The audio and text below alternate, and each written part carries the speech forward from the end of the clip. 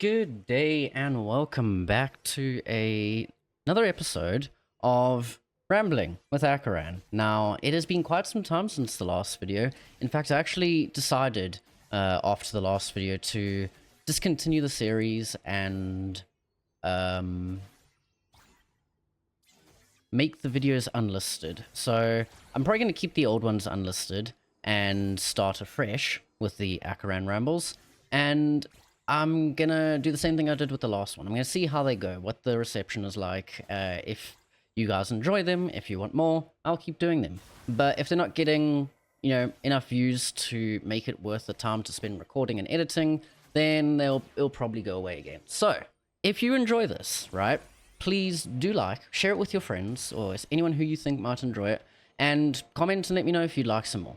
So, what exactly is Rambling with Akoran? Well, it's just me rambling about any random stuff that is on my mind. And today, I don't even know where the ramble's gonna go, because that's the thing, right? Is that a ramble just, it goes. You can't really plan it, because if you plan it, then it's just a planned discussion, a debate, a conversation.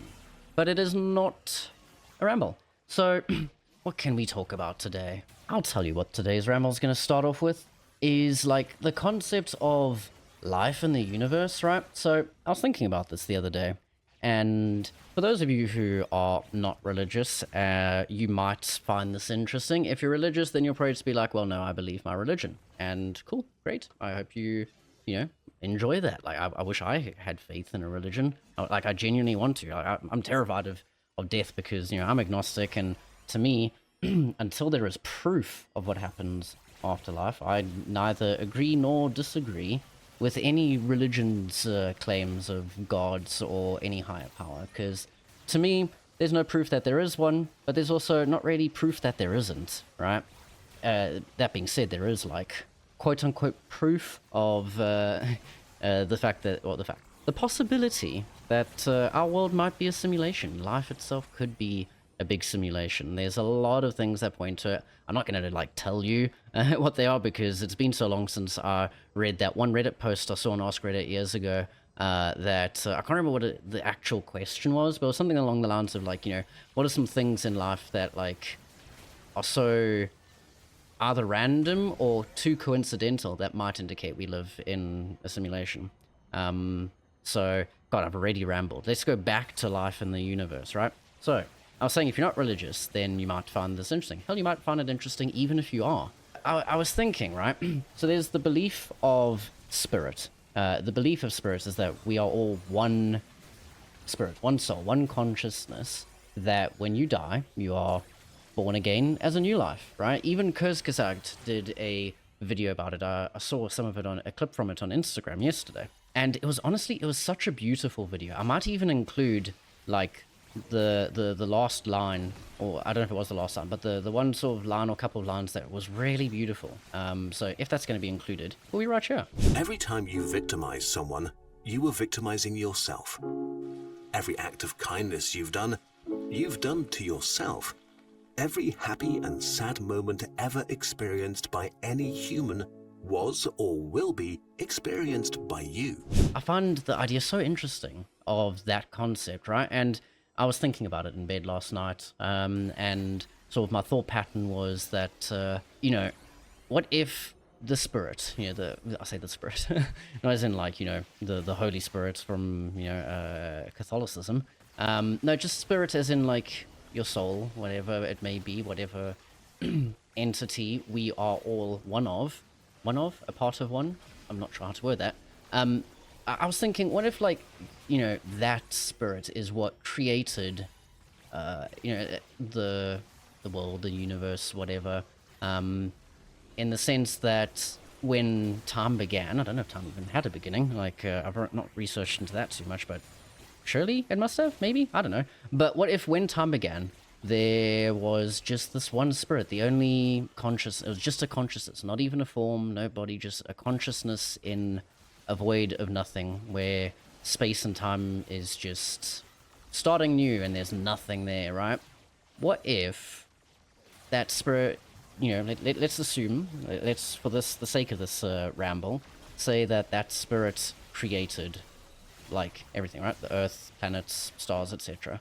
the sort of narrative I was going through in my head is, right, so imagine you just, I won't even say wake up, just suddenly you are, right? But not in the sense of like a baby where they don't have much, of a brain developed yet to understand anything.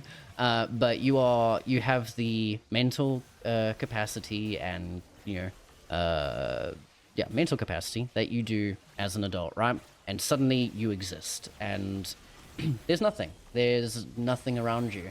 And there is also another belief that, I don't know if it is specific to spirituality, that the physical world, everything you see, that is your consciousness manifesting in a physical state, right? What you see is a manifestation of your consciousness. And it's also another really interesting concept and idea. A little like PSA, public service announcement, is that whilst I love talking about these things, I'm by no means an expert. I haven't done loads of research into it. I've done some, and these are just my opinions. So if you disagree, then feel free to disagree. I'm not going to be here and say, I'm right and you're wrong. So, back to the ramble. That was an interesting... That wasn't what do they call it? Ball drag, I think. Anywho, it wasn't one of those. I was trying to put on a voice, and it came out kind of squeaky. Sorry, I just got a phone call, so let me see if I can retrack where I was. And I'm way too lazy to just end the recording and go back and listen and then start a new recording. But I'm pretty sure I was talking about how, if the physical world is a manifestation of your consciousness, and if there was just one consciousness at this quote-unquote start of time, it could be fair to postulate, not a fancy word, that spirit created everything as a physical manifestation of itself, right? And when I say physical manifestation of self, I don't mean it in the way of, when the Bible says God created man in his image. So not like manifestation of yourself in the sense of like a copy of you, but yourself as in like your being, your existence. You have now manifested this into existence. And I also like the sort of thought pattern of leading off of, your consciousness decides your reality, is that the whole thing of no matter how hard you try to fly, for example, let's say you want to fly like Superman, no matter how hard you try, no matter how much you convince yourself that it is real and it is possible, there's always going to be that little bit of doubt, even if it's the tiniest little fraction of a percentage of doubt in your mind. Not even doubt, just the knowledge that humans can't fly. We've been around for a very long time. If one of us could fly, probably would have known about it by now. So because you know that these things are not real, your consciousness reaffirms that in reality. Again, this is all hypotheticals, right? So if you are the spirit, the first consciousness, right, you don't have any of those preconceived notions of what you can and can't do.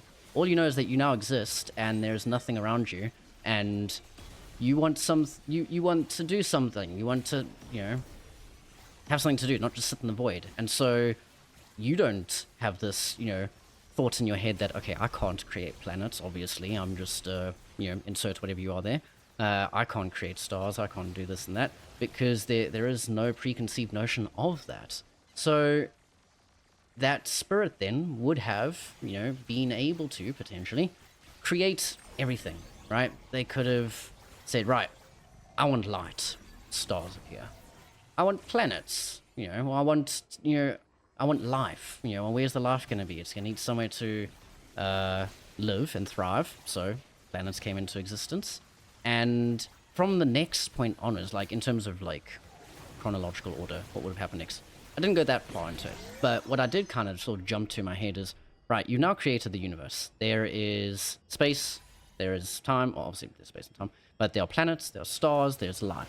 And you, by you I mean the spirit observes this life and is potentially, really proud of what it has made and really happy. And because you are this sort of, I don't know, potentially omnipotent being, some sort of celestial being, maybe, who knows, you'd think that perhaps this spirit is immortal, right? And this is like before I get to the fact of us all being spirit, because obviously us all being a spirit, would kind of almost imply immortality.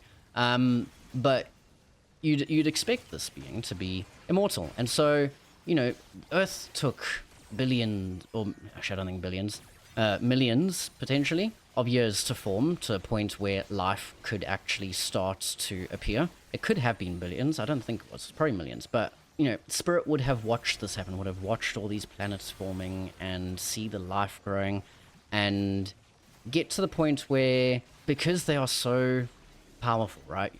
I'm going to give you a little analogy. I'm going to interrupt this, right?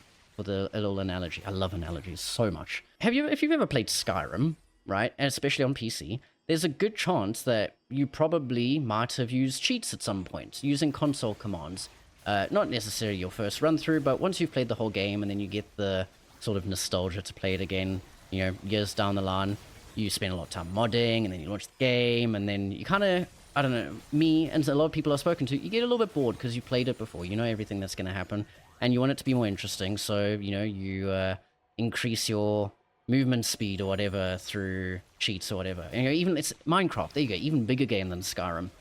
In Minecraft, the moment you turn on cheats to spawn stuff, the game just loses its hold on you because there's no more, there's nothing to do. You've got your dopamine hit of the reward. And the same thing, because, when you have that power, right, the game gets boring. So imagine you are the only, you are the first consciousness, you've just created everything, and you watch everything grow, you enjoy it, but what if it gets to the point where you have all this power, you can do anything, and therefore nothing is rewarding because there is no challenge to it. That's literally, dopamine hits are, that's the reward drug in your I say drug, chemical. That then could have given Spirit the idea to live as immortal, live as a human, right? And now, I don't know if this it probably would have been like predated humans, and like the sort of the thought and planning to do this, right? Assuming this is real. And so you create humans, you create intelligent life, or maybe it just started evolving to get to that point. Maybe, the Spirit just created the world, or perhaps the sort of debris in space that all clumped together to form the Earth. And either in creating humans directly or humans evolving, Spirit might have then had the idea to be a human too, to experience the world that it created without all the power that it has, because that is the challenge. Now, let's say, for example, you're playing in Minecraft or playing in any game that has cheats and has a cheat that makes you invulnerable to damage, right? Even if you're not using cheats, right, there will probably be potentially one moment where either you have a lot of loot or you just dying would really fuck you over. And you just quickly type into the console command TGM, toggle guard mode from Skyrim, or any of those commands that save you from dying. That's something that if you had the power to do, you would maybe end up doing in a really bad situation, because, okay, this situation sucks, I want to get out of this, I want to fix this, I'm going to use my power. And Spirit would have, taken that into account, potentially. Well, the reason I mention that is because let's assume that Spirit thought that. What's the one way to counteract that? Is to not have your powers. So the best way to do that would be to make it so that you don't keep your memories of you as a single unit before the Spirit became all of us, kind of thing. Make it so that you can't remember anything from your past life. So that way Spirit would get to experience all kinds of different hardships, because if Spirit, if we are all one Spirit, one soul, reliving life in, different bodies, different places, different times, then that way Spirit gets to experience literally all the hardships and all the joy, all of everything, every experience that could happen on Earth. Spirit gets to experience them all through living as a human, or as humans. And what I find really interesting about this is because obviously time's always moving, there's always people being born and people dying, and basically when quote unquote splitting itself into humanity, so it's no longer this power, or this powerful deity / entity / celestial being, it did so in a way that it was every human that ever will be, and didn't have to live the first life, then die to start the second. We are all, if we are Spirit, living simultaneously even though we are like one spirit. How cool is that as a concept? Like, I hope I worded that well, but I think it's such a cool concept. It's something to think about anyway. And I think I actually started off with a point as to why I was going to do this. I don't know if I said it. I don't think I did. But my point, the reason I actually wanted to talk about this, the thought pattern I had yesterday, was if you look at, you know, life, existence, not your life or existence, just life and existence, everything. It's all like the fact that life goes on no matter what the fuck you do means that, like, try to take that into account. Think about that, you know, your actions, sure, they have consequences. All actions have consequences, but the world continues to go on. People continue to live happy lives. The people, you know, also continue to be miserable or, you know, really upset, the people that already are. And your actions can either make someone happy, unhappy, or make someone that's miserable, less miserable. And I think looking at it this way takes off the pressure of having to make something of yourself, having to do something, quote unquote, impactful. Yeah, having to do something impactful with your life. Because if you look at everything as just, you know, life goes on and there isn't any particular reason or meaning behind life other than to experience it, then just experience it. Like, whether it's a good experience, a bad experience, it's an experience, and once it's happened, it's in the past. It's moved on. It's, you know, it's gone now. There's, you know, nothing you can do to change the past now. So if you try to entertain that thought, that idea that there isn't any meaning other than to just have experiences, then I feel like it's quite a liberating thought, and it's quite freeing in the sense that, for me at least, that I, you know, don't have to make anything of my life, because I can either do, you know, go out of my way, you know, be a philanthropist, do whatever I can to improve the world and improve people's lives, and that would be great. It would make people happy. However, every action that you choose included an action that you chose not to do that was an option, right? And so by you doing whatever this action is, in this example, no matter how small it is, it's going to impact the whole world. I say no matter how small it is. There's probably like a barrier of how big it needs to be before it impacts the world. And let me tell you why now. Try to condense this. If you were conceived any second sooner or later, right, who you are would be a completely different person. Like, literally, your gender, your sex, I'm not gonna say your thoughts, those are more shaped by life, but all of, like, your appearance, and it comes down to the moment you were conceived. So let's assume that you were conceived either earlier, later, or not at all. First step, look at school. Think of all the people that you interacted with at school. Now, you never would have interacted with them, so their lives would have been slightly altered, which would have altered the lives of people around them, and so on and so on. The wave goes on and it keeps compacting. And, you know, someone else would have gone to school. So if you hadn't existed, or if you were a different person, either you not going to that school and someone else going in your place, or you going as a different person, is also going to have, you know, a huge impact on everyone around you. And so a lot of things that you do kind of have this butterfly effect, in that, you know, what's happening has now happened as a result of what you've been doing. But also there are things that could have happened. The world could have been completely different, but it isn't. It's just, this is how it is. And you making that decision hasn't destroyed the world. It hasn't made life fall apart. Like, you know, assuming it's not something like really, really bad, or it makes let's use an example decision as, like, you know, going to make a cup of coffee.